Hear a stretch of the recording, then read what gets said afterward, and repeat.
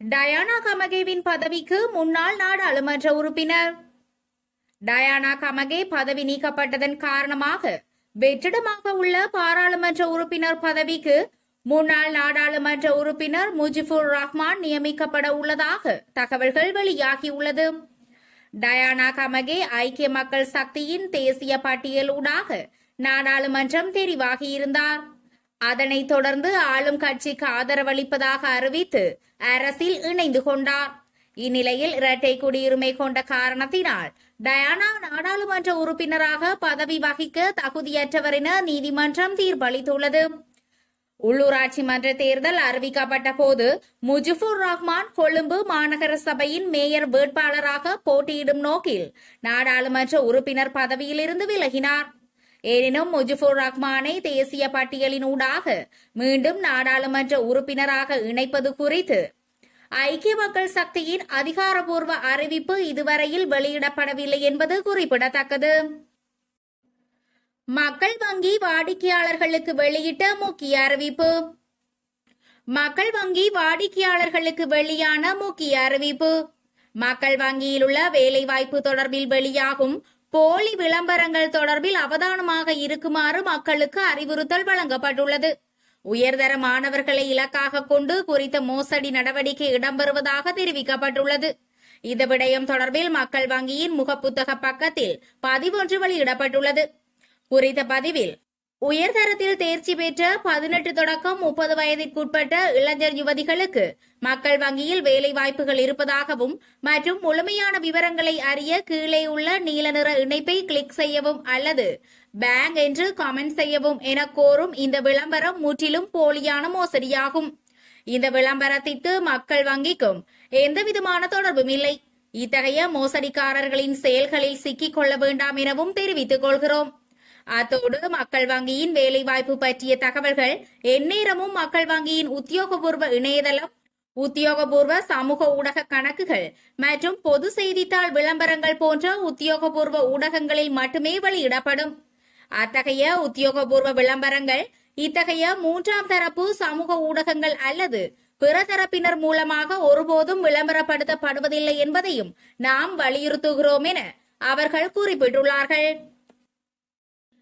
வடக்கு கடற்பரப்பில் அதிகரிக்கும் சட்டவிரோத கடற்தொழில், 11 பேர் கடற்படையினரால் கைது. சட்டவிரோதமான முறையில் கடற்தொழிலில் ஈடுபட்ட 11 பேர் ஸ்ரீலங்கா கடற்படையினரால் கைது செய்யப்பட்டுள்ளதாக தகவல்கள் வெளியாகியுள்ளன. அதன்படி நேற்றைய தினம் குற்றாப்பு மற்றும் சாலை கிளிநொச்சி ஆகிய கடற்பரப்புகளில் மேற்கொள்ளப்பட்ட சோதனை நடவடிக்கைகளின் போதே இந்த கைது இடம்பெற்றுள்ளதாக கூறப்படுகிறது. ஸ்ரீலங்காவின் கடற்பரப்பில் இடம்பெறும் சட்டவிரோத நடவடிக்கைகளை தடுக்கும் பொருட்டு ஸ்ரீலங்கா கடற்படையினர் அடிக்கடி சோதனை நடவடிக்கைகளை முன்னெடுப்பது வழக்கம். அந்த வகையில் வடக்கு கடற்படை கட்டளையின் வெத்தலகர்ணி கடற்படை தளபதியின் நெறியாள்கையின் கீழ் முன்னெடுக்கப்பட்ட சோதனை நடவடிக்கைகளின் போது குற்றாப்பு கடற்பரப்பில் சந்தேகத்திற்கிடமான 2 படகுகள் சோதனையிடப்பட்டது. இதில் அங்கீகரிக்கப்படாத கடற்தொழில் உபகரணங்களை பயன்படுத்தி கடற்தொழிலில் ஈடுபட்ட 6 நபர்கள் கைது செய்யப்பட்டதோடு அவர்கள் பயன்படுத்திய அங்கீகரிக்கப்படாத கருவிகள் உள்ளடங்கலாக 2 படகுகளும் கைப்பற்றப்பட்டுள்ளன. அதேபோல் சாலை கடற்பகுதியில் மேலும் 2 சந்தேகத்திற்கிடமான படகுகளை சோதனையிட்ட போது இலகுரக கடற்தொழிலில் ஈடுபட்ட 5 பேரை கைது செய்துள்ளனர். இந்த நடவடிக்கையின் போது 2 படகுகள் மற்றும் அங்கீகரிக்கப்படாத கடற்தொழில் உபகரணங்களும் கைப்பற்றப்பட்டன. மைத்ரி உள்ளிட்ட சுதந்திர கட்சி உறுப்பினர்களுக்கு நீதிமன்றம் விடுத்த உத்தரவு. மஹிந்த அமரவீர, லசந்த அழகியவண்ண மற்றும் நாடாளுமன்ற உறுப்பினர் துமிந்த திசாநாயக்க ஆகியோரை ஸ்ரீலங்கா சுதந்திர கட்சியின் பதவிகளில் இருந்து நீக்குவதற்கு விதிக்கப்பட்ட தடை உத்தரவை எதிர்வரும் 15ஆம் தேதி வரை நீடிக்குமாறு கொழும்பு மாவட்ட நீதிமன்றம் உத்தரவிட்டுள்ளது. குறித்த முறைப்பாடு இன்று விசாரணைக்கு எடுத்துக் கொள்ளப்பட்ட போதே இந்த தீர்வு பிறப்பிக்கப்பட்டுள்ளது. இதன்போது ஆட்சேபனைகளை முன்வைக்க அனுமதிக்குமாறு பிரதிவாதி கோரியுள்ளார். அதன்படி ஆட்சேபனைகள் இருந்தால் தாக்கல் செய்ய உத்தரவிட்ட நீதிமன்றம் வரும் 15ஆம் தேதி வழக்கை மீண்டும் விசாரிக்க உத்தரவிட்டது.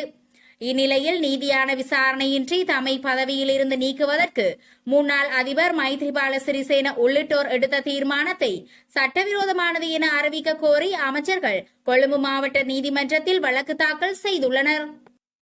தேர்தலுக்கு ஆயத்தமாகும் மஹிந்த. எதிர்வரும் தேர்தலுக்காக ஸ்ரீலங்கா பொதுஜன பெரமுனவின் தேர்தல் செயற்பாட்டு அலுவலகம் திறக்கப்பட உள்ளது. கட்சியின் தலைவர் மஹிந்த ராஜபக்ச நாளை பத்ரமுல்லையில் இந்த செயற்பாட்டு அலுவலகத்தை திறந்து வைக்க உள்ளார். அதிபர் தேர்தல் மற்றும் பொது தேர்தலுக்கு தொகுதி மட்டத்தில் கட்சியை தயார்படுத்தும் வகையில் இந்த செயற்பாட்டு அலுவலகத்தை ஆரம்பிக்க தீர்மானிக்கப்பட்டுள்ளது.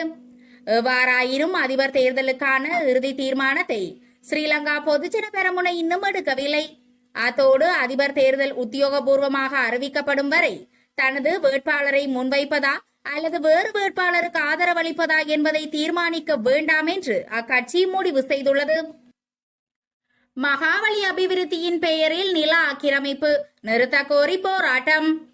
மகாவலி அபிவிருத்தியின் பெயரால் மேற்கொள்ளப்படும் நில ஆக்கிரமிப்பை நிறுத்த கோரி கொக்கு தொடுவாய் கொக்குளாய் கருநாட்டுக்கேணி பிரதேச மக்கள் கவனஈர்ப்பு போராட்டம் ஒன்றை முன்னெடுத்துள்ளனர். போராட்டமானது இன்று வடமாகாண ஆளுநர் செயலகத்திற்கு முன்பாக முன்னெடுக்கப்பட்டுள்ளது.